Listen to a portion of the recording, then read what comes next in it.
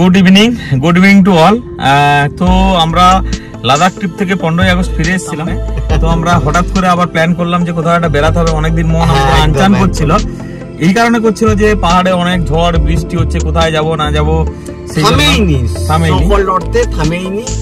এবার আজকের দিন হচ্ছে 13 তারিখ, ঠিক আছে? হ্যাঁ, আমরা হঠাৎ করে ঠিক করলাম যে একটা অফবিট উত্তরাখণ্ড করলে কেমন হয়।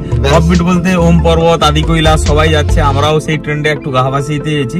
তার সঙ্গে পঞ্চচুল্লি বা নারায়ণ আশ্রমকে অ্যাড করে রাত 9টা বেজে গেছে। যথারীতি আমরা সেই বাটানগর থেকে বেরাচ্ছি। দাদা আমাদের আছে পিছনে, আপনারা হয়তো দেখতে পাচ্ছেন না। আমাদের আনপ্ল্যান ট্রিপ বলতে গেলে এটা। আসলে আমরা এতদিন এই পুজোর পর বৃষ্টি দেখে দেখে এতটাই আমরা বোর হয়ে গেছিলাম যে আর পাচ্ছিলাম না বাড়িতে থাকতে। তাই ঠিক করা হলো যে বৃষ্টি একদম 100%। এট লাস্ট বৃষ্টি থেমেছে আর আমরা বেরিয়ে পড়েছি। সামনেরটা দেখাই একটু, কমপ্লেক্সের রাস্তা। এই কমপ্লেক্সের রাস্তায় এবারে বেরাবো। তো আপনারা বহুবার দেখেছেন এই রাস্তা।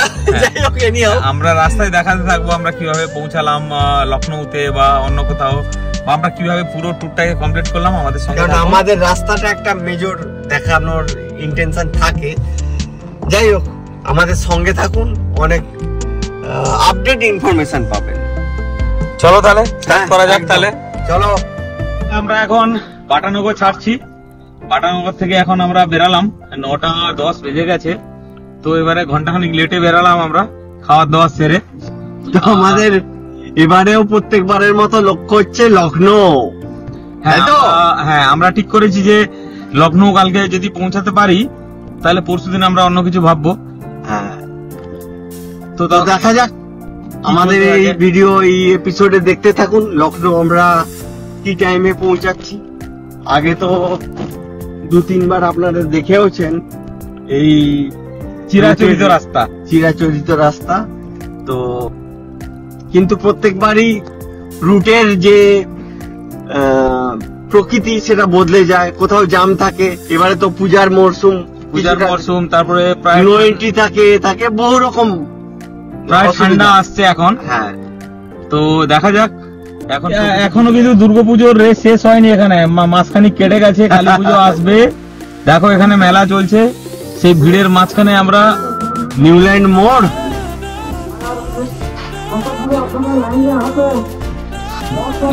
মোড়ে এরকম ভিড় চারদিকে, যেখানে পাচ্ছে স্কুটি নিয়ে, টোটো নিয়ে ঢুকে যাচ্ছে। তো এখনো 1/2 কিলোমিটার আমাদেরকে এটা পেরাতে হবে। এই দেখুন, তাহলে আমরা সেই সম্প্রীতি ওভারব্রিজের উপর দিয়ে চলেছি এখন। একটু মনে হয় তুমি নিঃশ্বাস নিতে পারছো। হ্যাঁ, এখানে ট্রাফিক নেই, গাড়ি চলছে। সারা রাত ধরে গাড়ি চালাতে হবে একদম। চলো, সঙ্গে আমরা গল্প করতে, সারা রাত শুধু নয়, কন্টিনিউ আমাদের গল্প শুনুন, বকবক শুনুন, লখনৌ যাওয়ার গল্প। লাস্ট টাইম তো আমরা 4টার সময় পৌঁছেছিলাম, বিকাল 4টা। হ্যাঁ, এবার দেখা যাক কটায় আমরা মিট করতে পারি। এবারে আমাদের বেলাও অনেক ছোট হয়ে এসছে। আমাদের কারোর সঙ্গে কোনো রেস নেই, আমরা নিজেদের মতো করে চলছি একদম। চলো, জ্যাম জুম কাটিয়ে আমরা এখন সেকেন্ড ব্রিজে উঠে পড়েছি। সেকেন্ড ব্রিজে তো এখন রিপেয়ার চলছে, সেই জন্য সেখানেও জ্যাম। তো আমরা জানি না যে কলকাতার মধ্যে কতক্ষণ কাটাতে হবে। যতক্ষণ না ডানকুনি আমরা পেরাচ্ছি ততক্ষণ বুঝতে পারছি না যে কতক্ষণে পৌঁছাবো আমরা। না, এবার এটাও বলে দাও যে আমরা কিন্তু হাইড রোড দিয়ে আসতে পারিনি, বিরাট জ্যাম ছিল, লম্বা জ্যাম। আমরা ঘুরে ফটকের রাস্তা দিয়ে, বন্দরের রাস্তা দিয়ে ঘুরে এলাম। বাজে 11টা, অনেক কাঠখড় পুড়িয়ে আমরা ডানকুনি টোল প্লাজার কাছাকাছি এসে পৌঁছেছি। ঘন্টা 2 লাগলো নাকি? হ্যাঁ, 2 ঘন্টা লেগে গেল। তাও তো অনেক কেরামতি করেই পৌঁছালাম মনে হয়। দেখা যাক। তো যথারীতি আমরা ওই শক্তিগড়ের কাছে গিয়ে একটা টি ব্রেক নেব। এখন জানি না রোডের কি অবস্থা। গতবারে কিন্তু আমরা চা খেতে পারিনি। না, ওখানে রাস্তা তৈরি কাজ চলছিল না। এবার দেখা যাক পাশাপাশি থাকে পিস্টল না কি হয়। ভাই বাজে রাত 12টা, শক্তিগড়ে চা খাওয়ার জন্য দাঁড়িয়েছি। জয়দীপদা চা নিয়ে আসছে, এই ধন্য দাঁড়িয়েছে।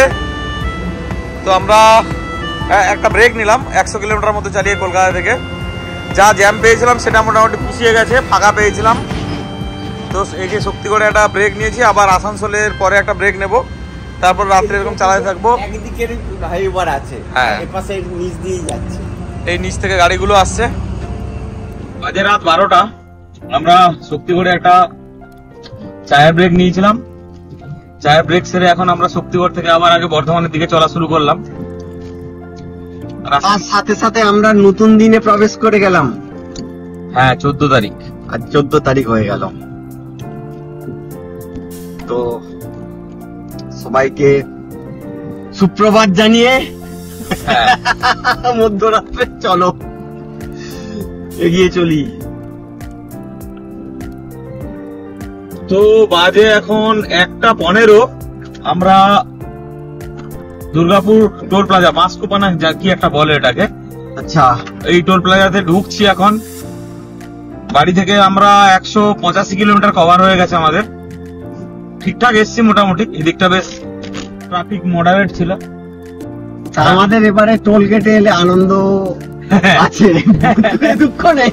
আর কোনো দুঃখ নেই, 15 টাকা করে টোল, ইয়ারলি টোলের ইয়ে কাটা আছে, অতএব চিন্তা নেই, যা কাটবি কাট ভাই।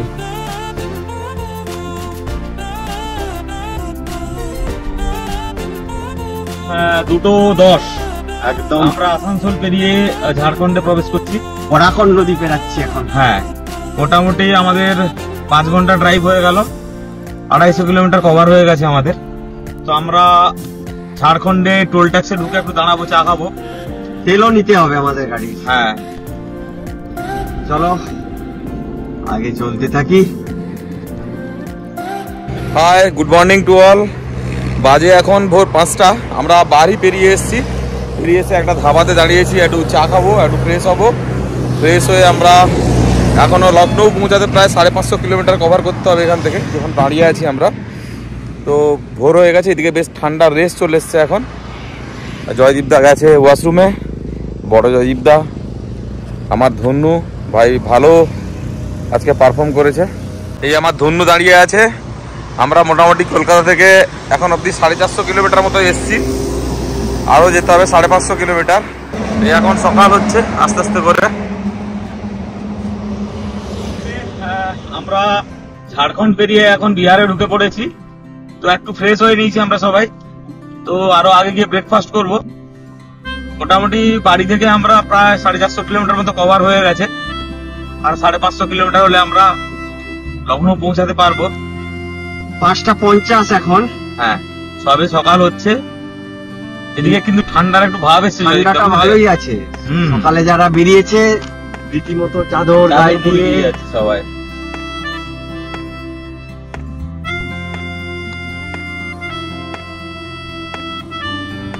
রাস্তাটা কিন্তু এই পোর্শনটা নতুন হয়েছে, দেখো। হ্যাঁ, বানিয়েছে, এটা বিহারের এই পোর্শনটা পুরো নতুন, একদম পুরো প্রপার 6 লেনের উপরে হবে মনে হচ্ছে। আরো চওড়া, বিরাট চওড়া রাস্তা।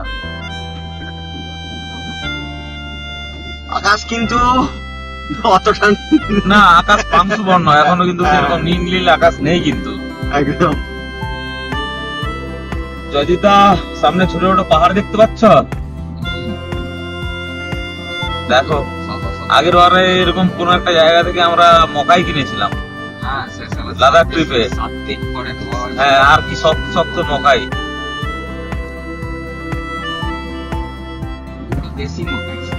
হ্যাঁ, কিন্তু বড্ড শক্ত ছিল। খাওয়া হয়েছে কিন্তু খেলা হয়নি একটা। দেখতে দেখতে আমরা ঔরঙ্গাবাদ বাইপাসের পরে পৌঁছে গেছি, বুঝলে? তো এরপরে তো আমাদের ডেহরি আসবে, সাসারাম। 7টা বেজেছে, 7টা বেজেছে, রোদও পিছন থেকে আমাদের পড়ছে। হ্যাঁ, কিন্তু এদিকে ঠান্ডা ঠান্ডা ভাব, গাড়ি তো কাঁচ পুরো ঠান্ডা হয়ে গেছে দেখছি এমনি একদম।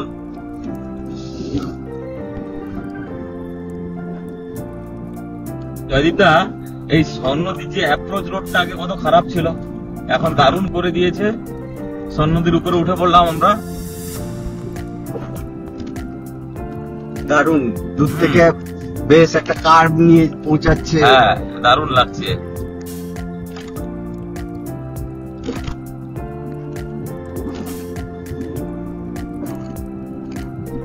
এটা নিয়ে আমরা কতবার সোন নদী পেরালাম, অনেকবার।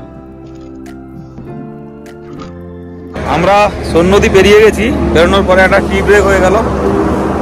এরপরে গাড়ির একটু কাঁচটাকে মুছতে হবে, মুছে আমরা আবার আগের দিকে যাব। এখন 7:30 মতো বাজে। লখনৌ মোটামুটি 3টে 3:30 নাগাদ ঢোকার চেষ্টা করছি। 8টা বাজে, আমরা এখন সাসারাম ঢুকছি। কিন্তু দেখেছো বর্ষার পরে এদিকে পুরো বেনারি হয়ে গেছে। হ্যাঁ বেশ বেশ সিনিক লাগছে, আর রোদ উঠেছে তো ভালোই লাগছে এদিকে। একটা শীতের একটা যে আমেজ আসছে না, বোঝা যাচ্ছে এদিকে। ধুলোর প্রভাবটা কম তুলনামূলক।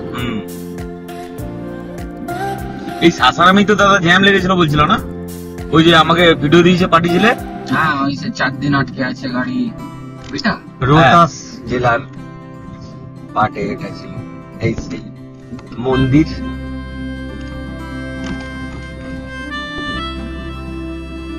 কাল থেকে তাহলে ওয়েস্ট বেঙ্গল, ঝাড়খণ্ড, বিহার পেরিয়ে ইউপিতে প্রবেশ করছি নাকি? হ্যাঁ এই যে ওয়েলকাম बोर्ड করে टू उत्तर प्रदेश।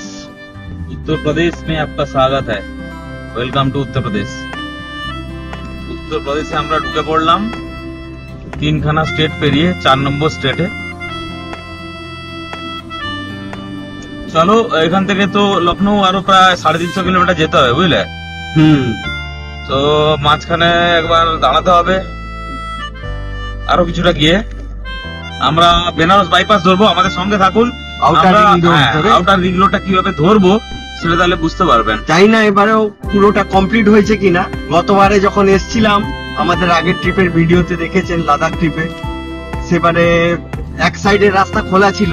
হ্যাঁ তো আমরা দেখানোর চেষ্টা করব এই পার্টটা, যারা আসবেন তারা অনেক ফলো করে যাতে ইজি ভাবে যেতে পারে।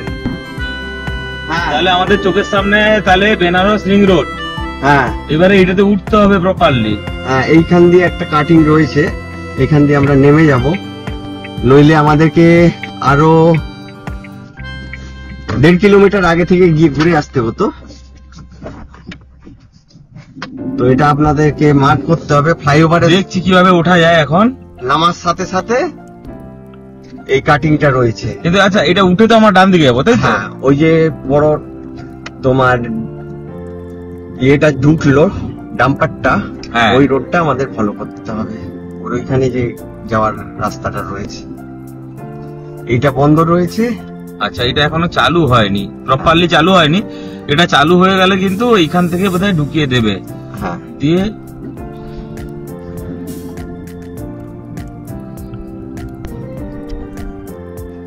আচ্ছা এটা যেহেতু এখনো ছাড়েনি, মনে মাপে মাপে একটু জায়গা করা আছে যাতে যাওয়া যায় আর কি। গলে পড়লাম আমরা। এখনো টোল বসেনি এতে। এইটা সোজা নিয়ে গিয়ে আমাদের ছেড়ে দেবে একদম। ওটা কোথায়, কোন জায়গাটা?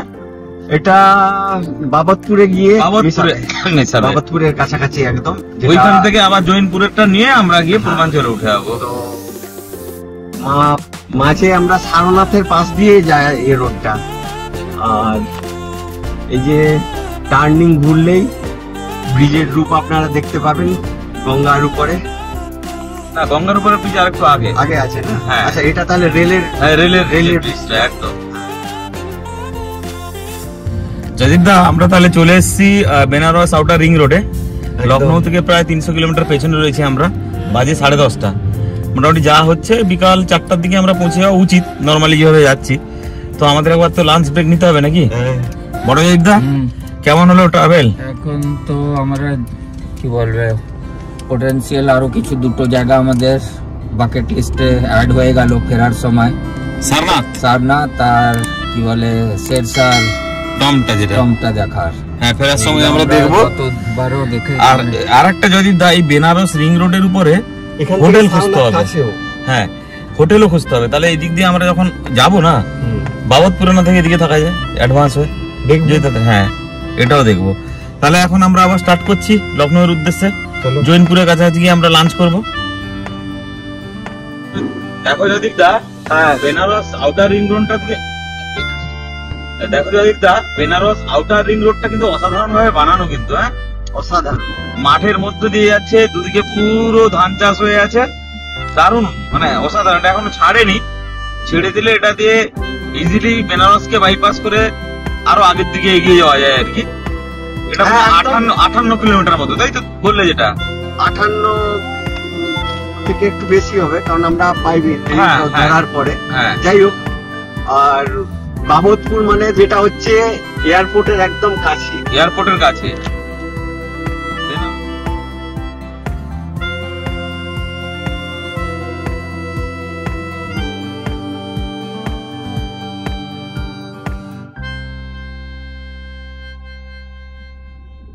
দেখো দাদা রাস্তাটা কেমন অসাধারণ লাগছে কিন্তু, হ্যাঁ এই যে গঙ্গাটা আসছে এবারে, ব্রিজের ভিউটা পুরো আসছে টার্নিং এর সাথে সাথে। এখানে গঙ্গা পেরাবো আবার আমরা। হ্যাঁ, এখানে কিন্তু ব্রিজের দুটো লেনের কাজ সম্পূর্ণ হয়নি, একটা লেনেরই কাজ সম্পূর্ণ হয়েছে, সেই জন্য একটা লেন দিয়েই আপ ডাউন চলছে। হ্যাঁ, আপ ডাউন চলছে। উল্টো দিকে কাজ চলছে কিন্তু, অন্য লাইনে কাজ চলছে কিন্তু ওই মাঝের পোরশনে কমপ্লিট হয়নি। হ্যাঁ দেখো জল কিন্তু ঘোলাটে। হ্যাঁ উঠে পড়লাম আমরা গঙ্গার উপরে। আমরা কিন্তু বেনারস বাইপাস ছেড়ে এখন NH 31 নিয়েছি, দিয়ে যাচ্ছি জৈনপুরের দিকে। জৈনপুর থেকে আমরা আবার যাব সুলতানপুরে, যেখান থেকে আমরা পূর্বাঞ্চল এক্সপ্রেসওয়েকে ধরবো, তাই তো? হ্যাঁ, একটা অ্যাক্সিডেন্ট হয়েছে।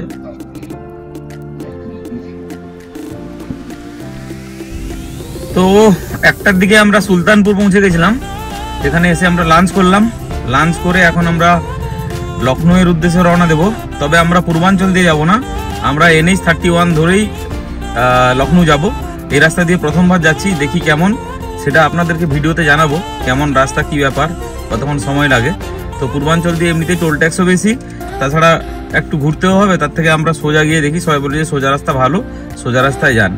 সুতরাং আমরা সোজা রাস্তায় গিয়ে দেখি, আর আপনারা দেখুন আমাদের সঙ্গে। তাহলে দেবাশিস বাজে কটা?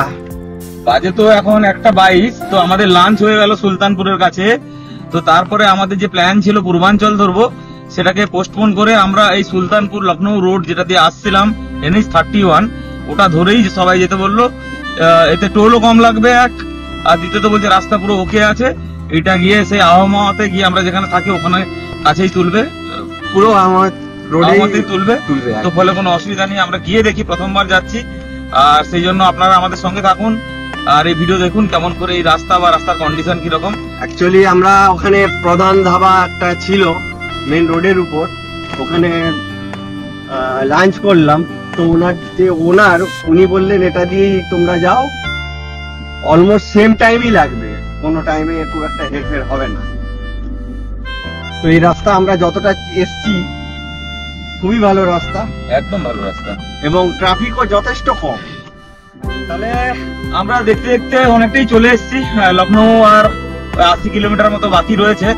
তো এই রাস্তাটা আমরা তো প্রথমবার যাচ্ছি, অসাধারণ রাস্তা দাদা। গ্রিনারি দেখো, greenery, locality, petrol pump, dhaba, সবকিছুরই এখানে আছে, মানে কোনো কিছুর অভাব নেই। কিন্তু যেটা পূর্বাঞ্চলে গেলে ওই অনেক সময় বোরিং লাগে। পূর্বাঞ্চলে অনেকবার আমরা গেছি, সেই জন্য হয়তো আমাদের আরো বোরিং লাগে এখন। তো এই রাস্তাটা দিয়ে গেলাম, মানে যাচ্ছি, এখনো 80 কিলোমিটার বাকি আছে। অসাধারণ রাস্তা একদম, ট্রাফিকও খুবই কম। একটা টোল পেয়েছি, আর দেখি কটা পাই সেটাও জানি। সুলতানপুরের পর একটা পেয়েছি, তার আগেও পাশে মনে হয় 2টো টোল পেয়েছিলাম। হ্যাঁ, ওটা তো তুমি পূর্বাঞ্চলে গেলেও তো পেতে হতো ওটাকে। এখন বাজে 3:05, আমরা লখনৌ উঠতে পড়লাম আহমাউদ দিকে। কালকে 9:15 চালু করে 995 কিলোমিটারের দিক দিয়ে হয়েছে। আমাদের হোটেল আরো 5-6 কিলোমিটার যেতে হবে এখান থেকে। মোটামুটি 1000 কিলোমিটার। হ্যাঁ, 1000 না, পুরো 1000ই হয়ে যাবে। কত? 995 হয়েছে। তো হোটেলে গিয়ে এখন আমরা আজকে প্রপারলি রেস্ট নেব, কালকে সকালবেলা আবার আমরা পিথোরাগড়ের উদ্দেশ্যে রওনা দেব। এই হচ্ছে বড় জয়দীপ দা। আচ্ছা, আমরা কালকে রাত্রিবেলা 9:15 চালু হয়েছিলাম, এখন বাজে বিকাল 3টা 3:15 একদম পাক্কা 18 ঘন্টা 1000 কিলোমিটার কভার করেছি কলকাতা থেকে। 1003 কিলোমিটার 18 ঘন্টায় ননস্টপ যা ব্রেক লখনৌ খাওয়া। আর আমরা যে হোটেলটায় থাকি দেখিয়ে দিই, এইখানটায় আমরা বরাবর থাকি। এই আমার ধন্য অসাধারণ পারফর্ম করেছে ভাই। আর এইটা হচ্ছে কি হোটেল সানরাইজ, এই যে সামনে। তো এইখানে আমরা থাকি প্রতিবারে এলেই থাকি। তো এখন গিয়ে আমরা প্রপারলি আজকে রেস্ট করব, কালকে সকালে আমরা আবার পিথোরাগড় বা ধরচুলার উদ্দেশ্যে রওনা দেব। এখন ওই ওম পর্বত আদি কৈলাসের জন্য পাশের যে ফর্মালিটি আছে সব ডকুমেন্ট পাঠাবো, তো যেরকম হবে আমরা আপডেট করব। চলো যাই উপরে তাহলে। তো হোটেল সানরাইজে আমরা যে রুমটা নিই, রুমটা মোটামুটি এরকম, উপরে ডবল বেড, নিচে আমি ঘুমাবো। তো বেশ বড় রুম দেয়, এসি, এরা 1500 টাকা নেয়, আর ভেজ মিল পাওয়া যায়, খুব ভালো কোয়ালিটির খাবার দেয়। তো আমরা এটা নিয়ে প্রায় 5-6 বার থাকলাম, এদের ব্যবহারও খুব ভালো। তো এই হোটেলটা রেকমেন্ডেড, কেননা এটা পূর্বাঞ্চল থেকে 7-8 কিলোমিটার রাস্তার উপরেই, গাড়ি পার্কিং আছে এদের, নিচে গাড়ি পার্কিং আছে। তো এই হোটেল রেকমেন্ডেড, আমরা 5-6 বার 7 বার থাকলাম, বেশ ভালো হোটেল, ফ্যামিলি রুম পাওয়া যায় এবং একদম neat and clean, geyser facility রয়েছে। তো আমরা কালকে কলকাতা থেকে শুরু করে আজকে লখনৌ অবধি কীভাবে পৌঁছালাম সেই ভিডিও দেখেছি। যদি আমাদের এই ভিডিও ভালো লেগে থাকে আপনাদের, তাহলে লাইক শেয়ার সাবস্ক্রাইব করবেন আমাদের ভিডিওকে। আর এই আসার যে নতুন রাস্তা দেখালাম, এই রাস্তাতে আসতে পারেন, রাস্তার কোয়ালিটি অনেক ভালো। আমরা তো পূর্বাঞ্চলে আর হয়তো আসবোই না, হ্যাঁ, এটা আগে জানা থাকলে হয়তো আমরা। এবং সব থেকে ভালো কথা, যারা গাড়ি নিয়ে আসবেন, আমরা কলকাতা থেকে লখনৌ পৌঁছেছি, টোল ট্যাক্স লেগেছে অনলি 150 টাকা।